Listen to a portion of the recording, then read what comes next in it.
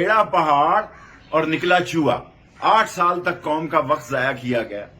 ये साबित हुआ आज कि ये फॉरेन फंडिंग नहीं है।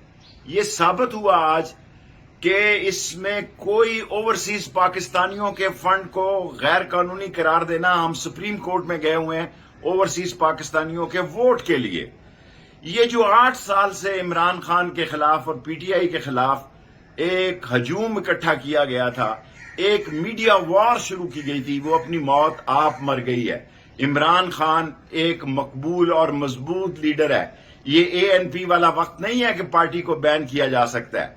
मैं पूरा यकीन रखता हूं हाई कोर्ट, सुप्रीम कोर्ट, जिस जगह भी जाना पड़ा, ये पहली दिन ही इसको उड़ा दिया जाएगा।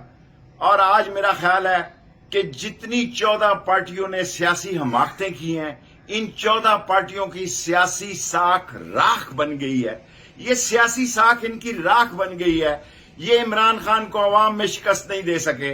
ये अवाम इमरान खान को, इनको अंदाजा नहीं है कि वो कहां तक घरों में घुस गया और लोगों के दिलों में घुस गया।